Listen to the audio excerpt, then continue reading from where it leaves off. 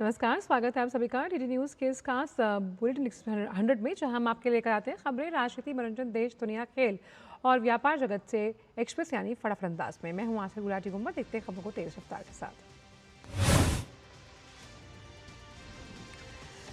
पश्चिम बंगाल में विधानसभा चुनाव के पहले चरण के लिए मतदान जारी, जिसमें 16 जिलों की 152 विधानसभा सीटों पर वोटिंग हो रही है। सुबह 11 बजे तक 41.11% वोटिंग दर्ज की गई।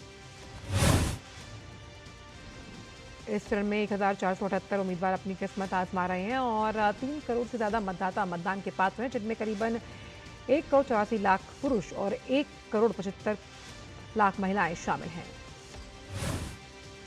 निर्वाचन आयोग ने मतदान के दौरान सुरक्षा के कड़े इंतजाम किए। करीब 2407 कंपनियां और 2.5 लाख से ज्यादा केंद्रीय सुरक्षा बलों की तैनाती की गई। पश्चिम बंगाल विधानसभा में विपक्ष के नेता और नंदीग्राम और भवानीपुर विधानसभा सीटों से भाजपा उम्मीदवार शुभेंदु अधिकारी ने आज अपना वोट डाला। इस मौके पर शुभेंदु अधिकारी ने कहा, शांति से मतदान होना चाहिए। मृतक वोटर, फर्जी वोटर और घुसपैठियों के नाम मतदाता सूची में नहीं है तो ममता बनर्जी के जीतने की कोई संभावना नहीं।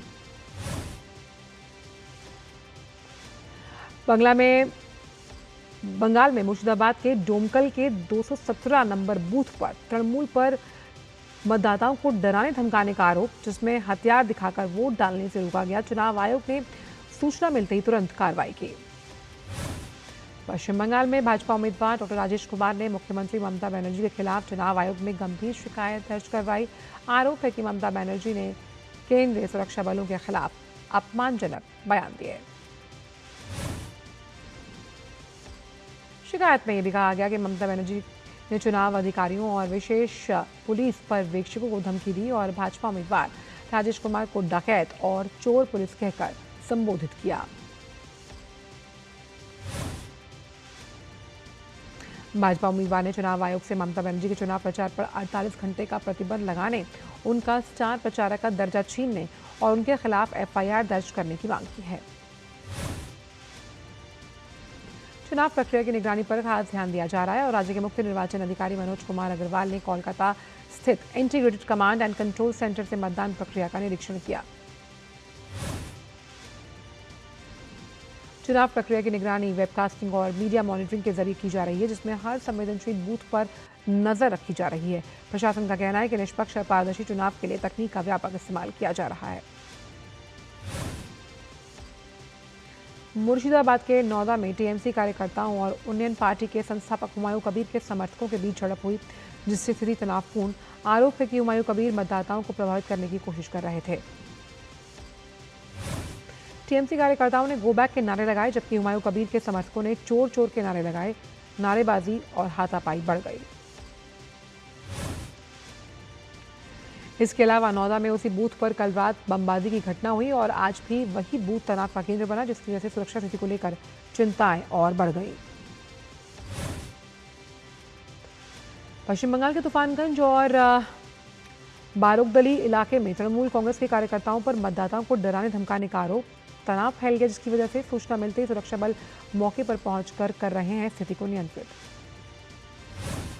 पुलिस ने टीएमसी समर्थकों की भीड़ को खदेड़ा और मतदान प्रक्रिया को सामान्य करने की कोशिश की। विपक्ष ने इस घटना को लेकर सत्तारूढ़ दल पर गंभीर सवाल उठाए। प्रधानमंत्री मोदी ने एक्स पर सभी नागरिकों से वोट करने की अपील की।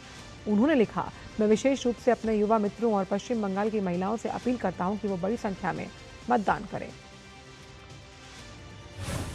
पश्चिम बंगाल में दूसरे चरण के मतदान के लिए राजनीतिक दलों ने पूरी ताकत झोंक दी। प्रधानमंत्री आज कृष्णानगर और मथुरापुर में रैलियां करेंगे और शाम को हावड़ा में मेगा रोड शो भी। गृह मंत्री अमित शाह भी बंगाल में 2 रैलियां और 1 रोड शो करेंगे, जबकि बीजेपी अध्यक्ष नितिन नवीन खरदय और काशीपुर बेलगछिया में रोड शो करेंगे। वहीं राज्य में सत्तारूढ़ टीएमसी और कांग्रेस ने भी ताकत झोंक रखी है। ममता बनर्जी लगातार डोर टू डोर कैंपेनिंग कर रही हैं। इसके साथ अभिषेक बनर्जी भी लगातार चुनावी रैली को कर रहे हैं संबोधित। वहीं कांग्रेस भी चुनाव प्रचार में पूरी ताकत लगा रही है। तमिलनाडु में 234 विधानसभा सीटों पर एक ही चरण में मतदान हो रहा है और सुबह 11 बजे तक 37.56% मतदान हो चुका है। भाजपा उम्मीदवार एल मुरुगन और कांग्रेस नेता पी चिदम्बरम समेत कई दिग्गजों ने डाला वोट। चेन्नई में 918 संवेदनशील मतदान केंद्रों को चिन्हित किया गया और तेलंगाना तथा कर्नाटक से अतिरिक्त सीएपीएफ इकाइयां तैनात की गईं। तमिलनाडु में 5 करोड़ से ज्यादा मतदाता अपने मताधिकार का उपयोग करेंगे, जिसमें 14 लाख नए मतदाता शामिल और सुरक्षा के कड़े इंतजाम किए गए हैं। टीवी के प्रमुख और पेरंबूर निर्वाचन क्षेत्र से उम्मीदवार विजय अपना वोट डालने के लिए चेन्नई में एक मतदान केंद्र पर पहुंचे।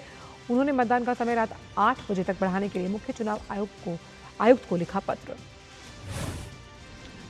तमिलनाडु विधानसभा चुनाव 2026 के लिए मक्कल निधि मय्यम प्रमुख कमल हासन और उनकी बेटी अभिनेत्री श्रुति हासन ने अपना वोट डाला। तमिलनाडु विधानसभा चुनाव के मद्देनजर भाजपा नेता के अनामलाई कोयम्बतूर के मतदान केंद्र पर अपना वोट डालने पहुंचे। इस मौके पर उन्होंने लोगों से अपने मताधिकार का उपयोग करने की अपील की। प्रधानमंत्री ने तमिलनाडु में विधानसभा चुनाव के लिए भी मतदाताओं को मतदान करने की अपील की। लिखा, मैं विशेष रूप से तमिलनाडु के युवाओं और महिलाओं से आग्रह करता हूं कि वो बड़ी संख्या में मतदान करने के लिए आगे आएं। तमिलनाडु के मुख्यमंत्री और कोलाथुर से डीएमके उम्मीदवार एम.के. स्टालिन ने चेन्नई के एक मतदान केंद्र पर अपना वोट डाला। उनके साथ उनके बेटे और उप मुख्यमंत्री उदयनिधि स्टालिन ने भी अपना वोट दिया। महाराष्ट्र और गुजरात में उपचुनाव हो रहे हैं, जिनमें महाराष्ट्र के बारामती सीट पर विशेष ध्यान है। ये उपचुनाव अजित पवार के निधन के बाद हो रहा है और उनकी पत्नी सुनेत्रा पवार उम्मीदवार हैं। सुनेत्रा पवार, जो पार्टी की राष्ट्रीय अध्यक्ष भी हैं और महाराष्ट्र की डिप्टी सीएम भी, उन्होंने मतदान से पहले अजित पवार के स्मृति स्थल पर जाकर श्रद्धांजलि अर्पित की। बारामती की जनता के लिए एक भावुक संदेश देते हुए सुनेत्रा पवार ने अपने चुनावी अभियान की शुरुआत की। उत्तर प्रदेश के मिर्जापुर में बुधवार रात एक भीषण हादसे में 2 ट्रकों की चपेट में आने से 2 कार में सवार 11 लोगों की मौत हुई। घटना की सूचना मिलने पर तत्काल पुलिस और दमकल विभाग की टीमें मौके पर पहुंची और स्थानीय लोगों की मदद से राहत और बचाव कार्य तत्काल प्रभाव से किया गया। प्रधानमंत्री नरेंद्र मोदी ने उत्तर प्रदेश के मिर्जापुर में एक सड़क हादसे में मृतकों के परिजनों के प्रति संवेदनाएं जताई। उन्होंने लिखा, मेरी हार्दिक संवेदनाएं शोक संतप्त परिवारों के साथ, घायलों के शीघ्र स्वस्थ होने की मैं प्रार्थना करता हूं। वहीं प्रधानमंत्री राहत कोष से हादसे में जान गंवाने वाले प्रत्येक व्यक्तियों के परिजनों को 2 लाख रुपए की अनुग्रह राशि दी जाएगी, जबकि घायलों को 50,000 रुपए की सहायता दी जाएगी। राष्ट्रपति द्रौपदी मुर्मू ने उत्तर प्रदेश के मिर्जापुर जिले में हुई सड़क दुर्घटना पर दुख जताया। उन्होंने लिखा, इस दुर्घटना में अपने परिजनों को खोने वाले परिवारों के प्रति मैं गहन शोक संवेदना व्यक्त करती हूँ। मैं घायल हुए लोगों के शीघ्र स्वस्थ होने की कामना करती हूँ।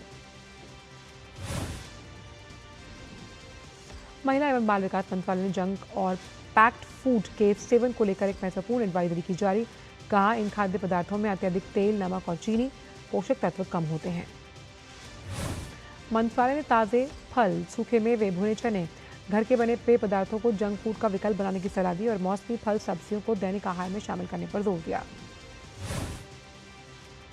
भारत में कुपोषण से निपटने के लिए मोदी सरकार ने पोषण पखवाड़ा अभियान की शुरुआत की, जिसके तहत गर्भवती महिलाओं और बच्चों को पोषण और सही आहार की जानकारी दी जा रही है। विदेश मंत्री डॉक्टर एस जयशंकर ने अफ्रीकी देशों के राजदूतों के साथ एक महत्वपूर्ण बैठक में नई दिल्ली में इंडिया अफ्रीका फोरम समिट की आधिकारिक वेबसाइट का अनावरण किया। इस अवसर पर डॉक्टर जयशंकर ने कहा कि वर्तमान में भारत अफ्रीका के सबसे बड़े व्यापारिक साझेदारों में से एक। आगामी शिखर सम्मेलन इस रणनीतिक साझेदारी को और अधिक मजबूती प्रदान करेगा। सीबीएसई कक्षा 10वीं की दूसरे बोर्ड परीक्षा में 15 मई से शुरू होगी, जो इस साल में 2 बार आयोजित की जा रही है। पहली मुख्य बोर्ड परीक्षा 17 फरवरी को आयोजित की गई थी।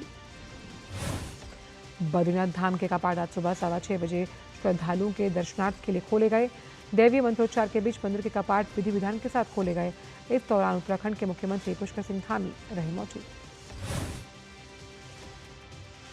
इस पवित्र अवसर पर हजारों भक्त भगवान बद्रीनाथ के दर्शन के लिए पहुंचे।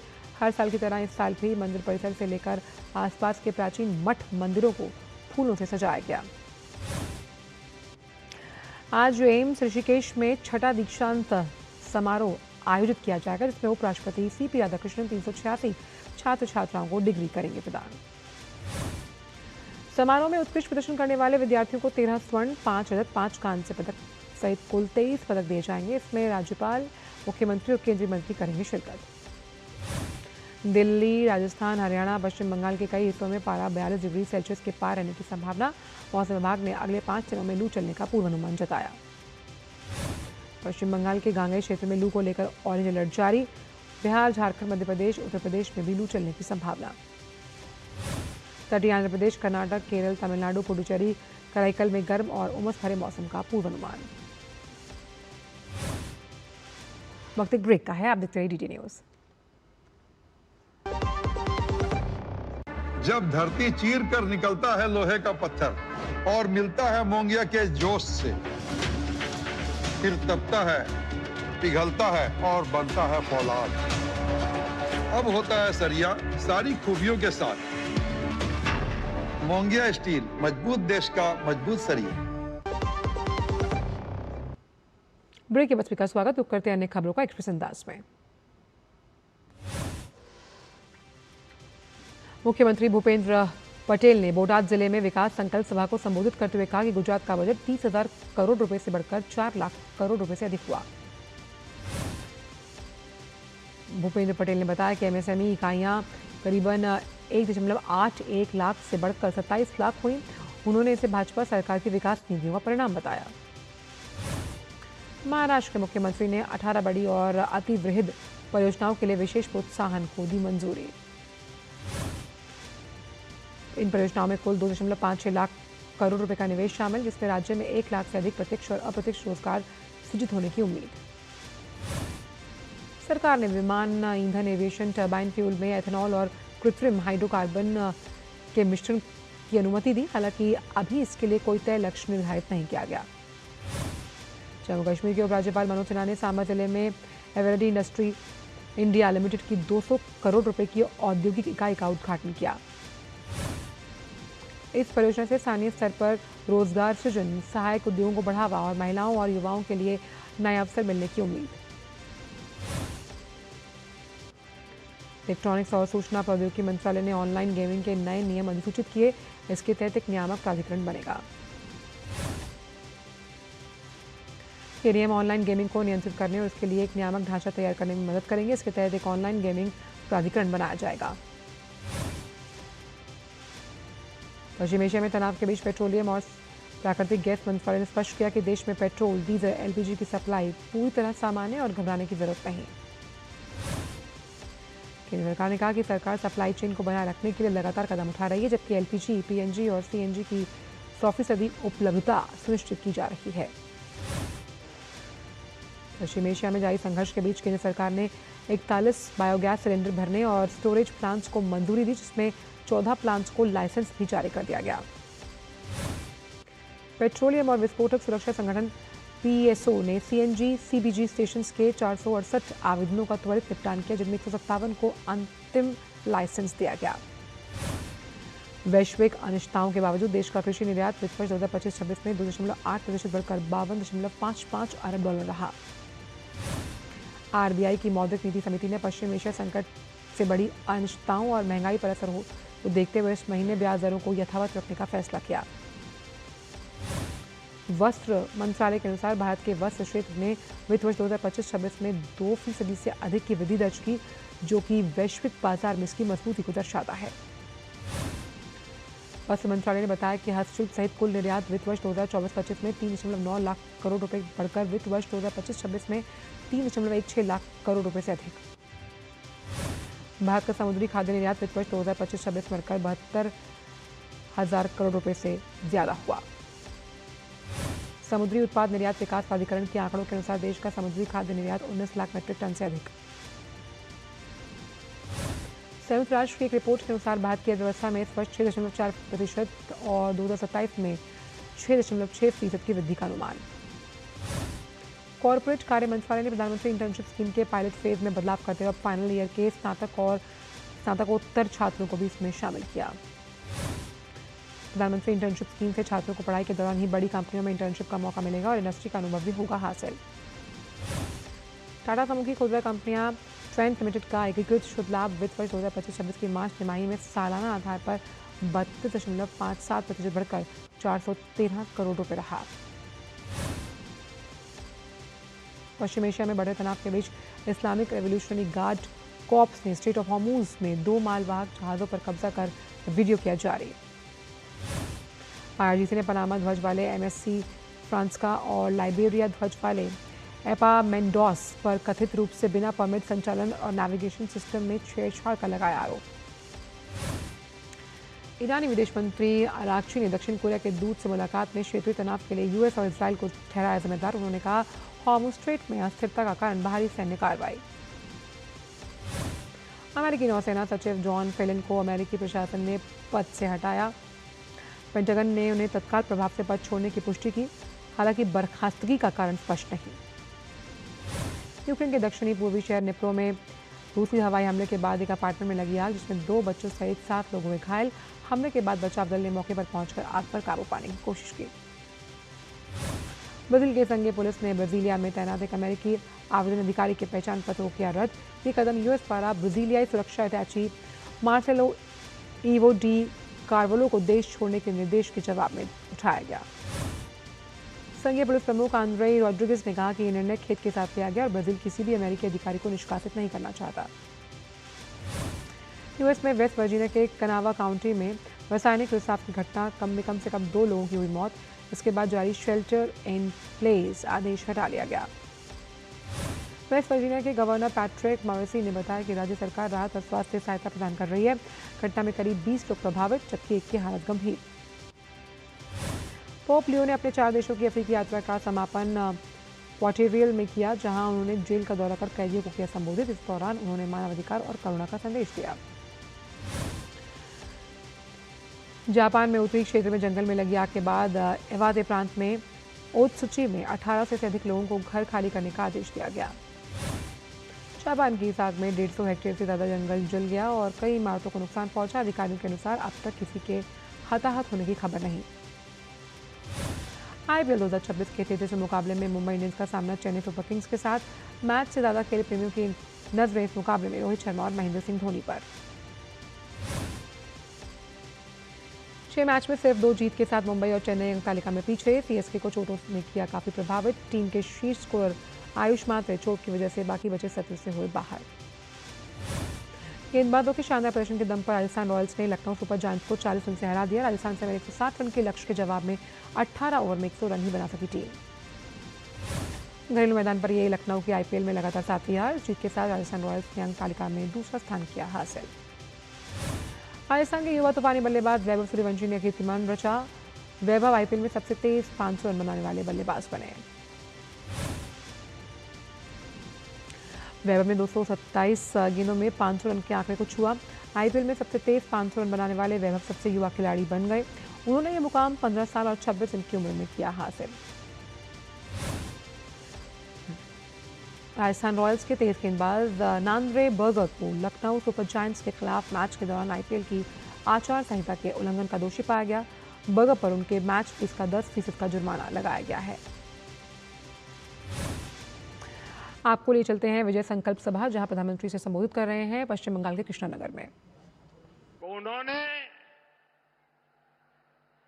लोकतंत्र की फिर से एक बार बंगाल की धरती पर प्रतिष्ठा की है। शांतिपूर्ण मतदान करवाने में इलेक्शन कमीशन की सफलता ये बहुत बड़ी सिद्धि है। मैं यहां के सरकारी कर्मचारियों का भी अभिनंदन करता हूं कि वे भी इस बार शांतिपूर्ण मतदान में बहुत जिम्मेवारी पूर्वक अपनी भूमिका अदा कर रहे हैं।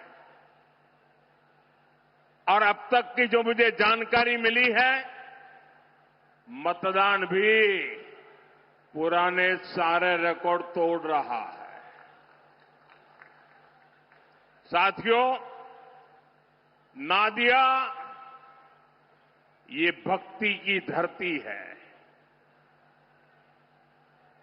शक्ति, क्रांति और संस्कृति की ये धरती है।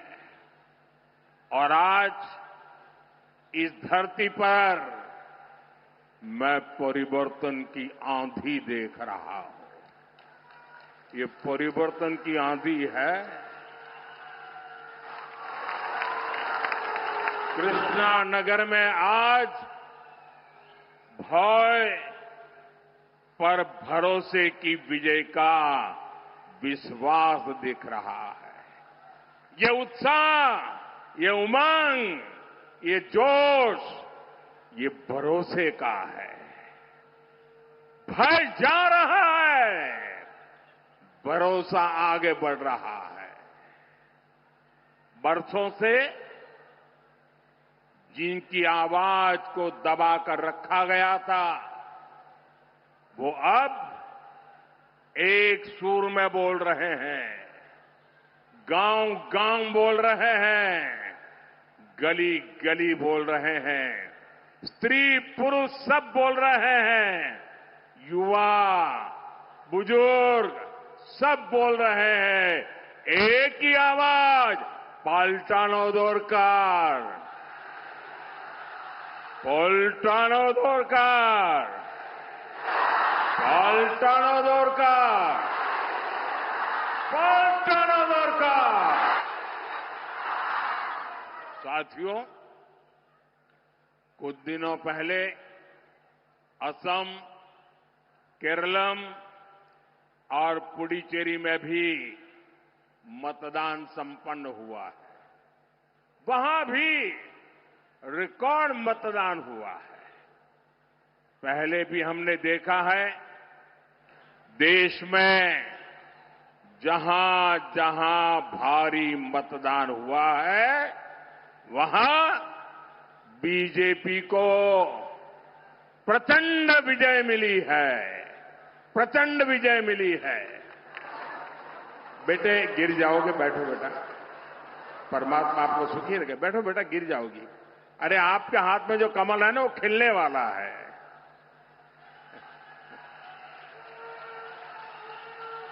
बैठो बेटा, कहीं ऐसा है आप बैठिए अपनी जगह पे, कहीं चोट लग जाएगी। साथियों, जहां जहां यह स्थिति बनी, विजय प्राप्त हुआ है। इसलिए बीजेपी एनडीए की विजय का परचम पूरी शक्ति से लहराना है। ये लहराने वाला है। कमल खिलना तय है। 4 मई को बंगाल में भी बीजेपी की विजय का जश्न होगा।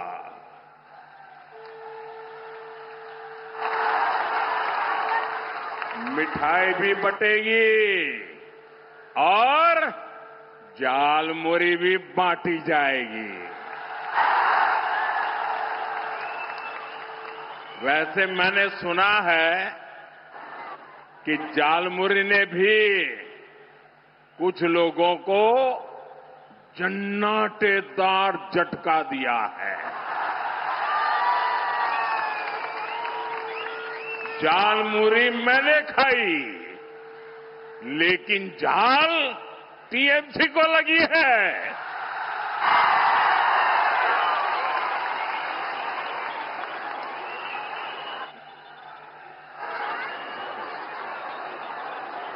साथियों, यहां तो टीएमसी के विधायकों, मंत्रियों, लोकल नेताओं और इनके सिंडिकेट के खिलाफ इतना गुस्सा है, इतना गुस्सा है कि कई जिलों में टीएमसी का खाता तक नहीं खुलेगा।